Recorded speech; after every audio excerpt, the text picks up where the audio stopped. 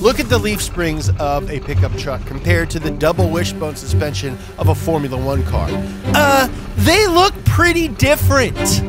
Yet, they are both trying to achieve the same goal of keeping the tires down on the ground and the car suspended in the air, among many other things. Now, Zach really wanted to make a video where we try and explain how each and every type of suspension works. He's been wanting to make this video since we worked at another YouTube channel. That's true. But finally, we're doing it. This is every type of suspension explained from simple to not simple.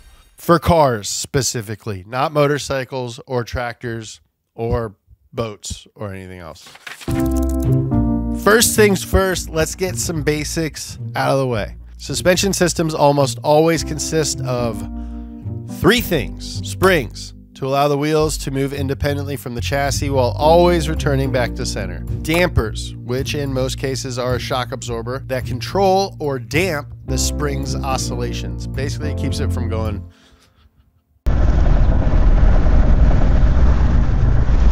And then some sort of structure of linkages to guide the motion and angle of the wheels through their travel. And this structure, or suspension geometry, is often how different suspension types get their name. With that out of the way, let's dive into our first type of suspension. Probably the simplest because it's the oldest, the leaf spring suspension. The first ever car used a leaf spring system, and it is still used today in a lot of modern trucks. It's just a leaf, usually multiple leaves, of metal formed in a semi-elliptical shape. Super early cars and old horse-drawn carriages would actually use two springs connected like this and mount the chassis on top. They did this because as the spring compresses, the ends move farther away from each other. If you tried to mount just one leaf spring directly to your chassis, the spring would bind. We eventually solved that by mounting one end of the spring to the frame and using a shackle on the other end. The position and length of this shackle has a huge influence on the behavior of your suspension. Leaf springs are simple, they are reliable, and they are cheap, but there are a lot of downsides. In particular, axle wrap. That's when the leaves will twist or wrap under heavy torque. If you want to avoid that, you might opt for something like the 3-link suspension. Now, you'll usually see these systems feature coilovers, which are just coil springs over a shock absorber.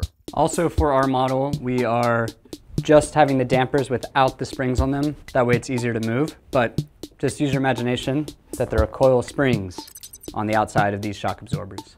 I have to say this now. Our model is not to scale by any means. The angles are not right. The position of the mounts are not correct, but it should help us understand the basic concept of this suspension system.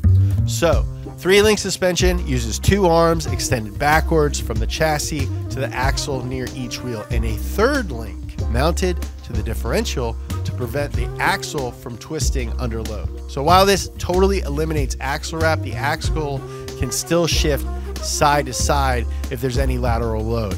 And there are 2 common ways to fix this. Number 1, a panhard bar. It's just a long lateral bar running from the chassis to the axle. The only downside of this is that now the axle moves along an arc.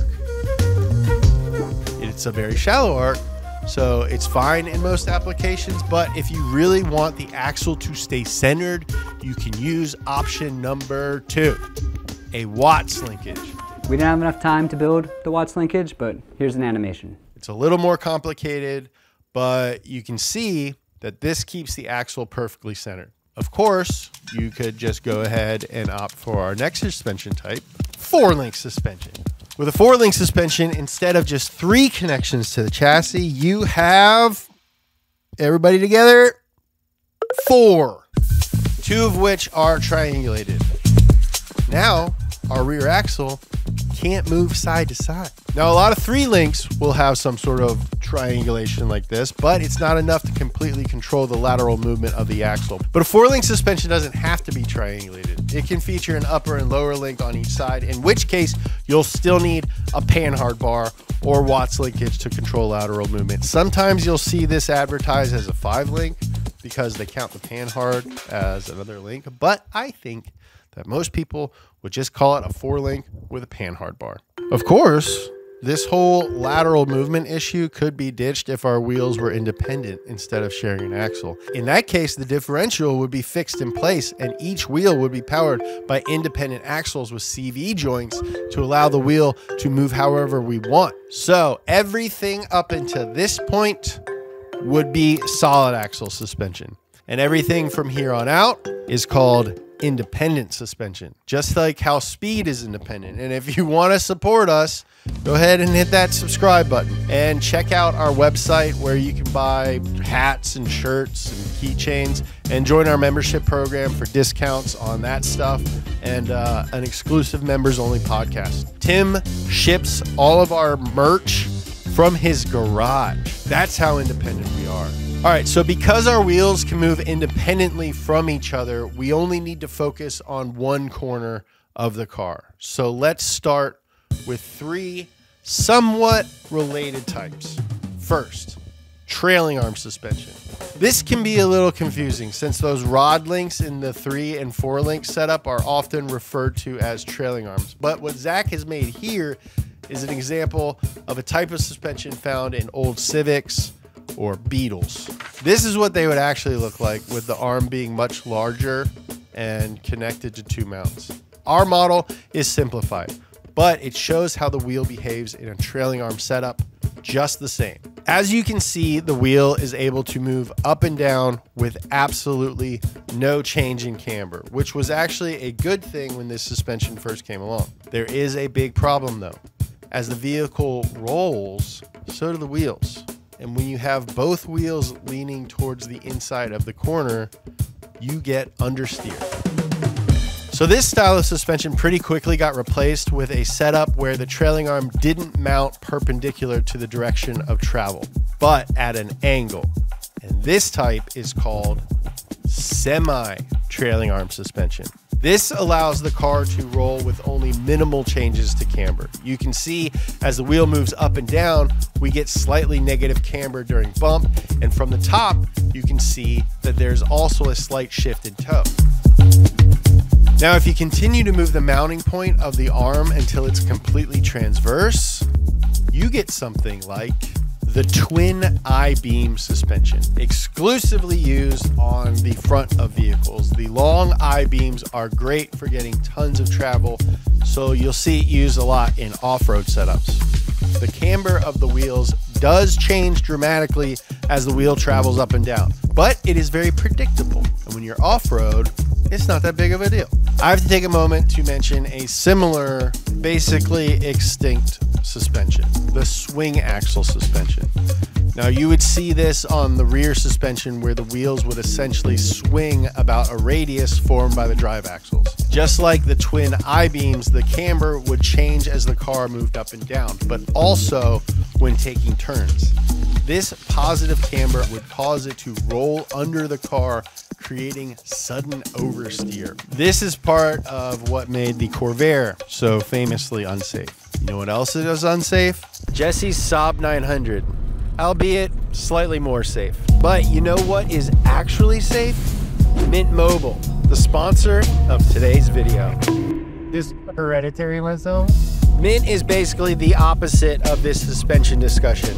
It's simple. They took wireless, stripped out all the nonsense, and made it easy and online.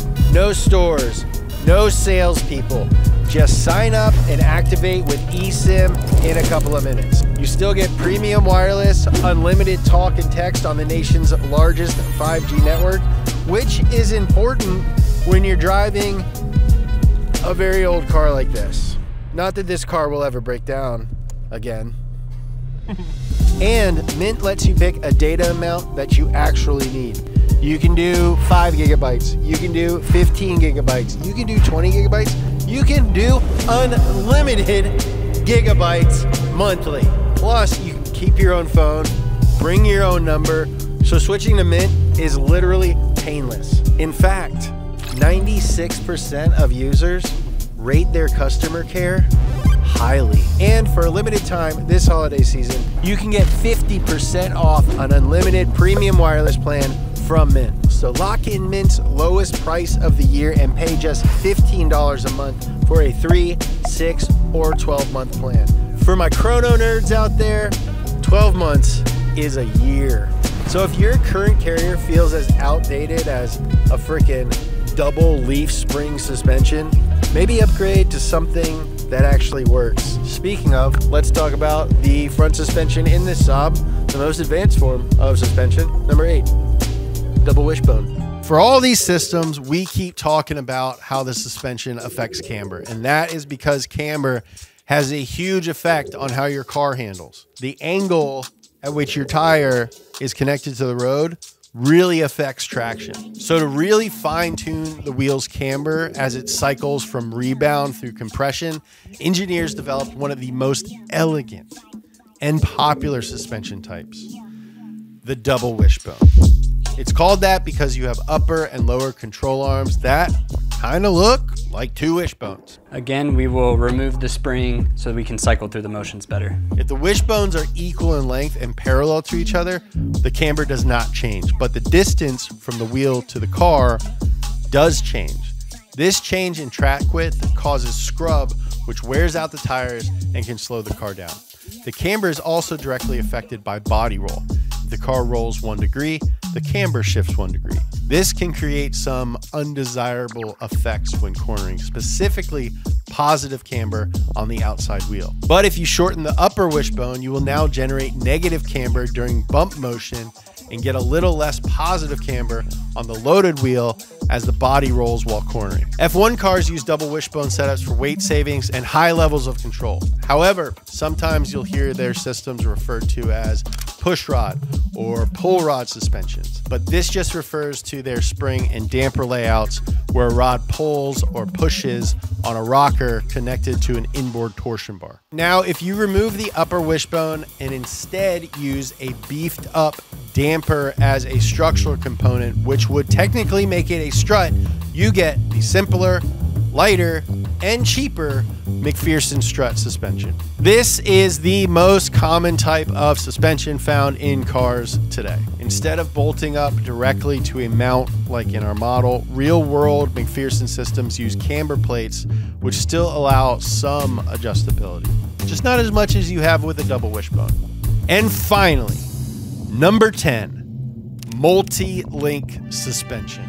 All right, so instead of simplifying double wishbone and making MacPherson strut, you could go the opposite way and make it more tunable. Instead of rigid A-arms, each point between the chassis and the knuckle would be completely independent, just like Speeed. Subscribe. These systems are incredibly tunable. You can really dial them in just how you want them, but they can be heavy, and with all those linkages, expensive and difficult to service. And that is every type of suspension explained. Suspension is a very deep rabbit hole, and this is just beginning to scratch the surface. So big respect to all the engineers out there who have made these systems work. I love you guys. Bye.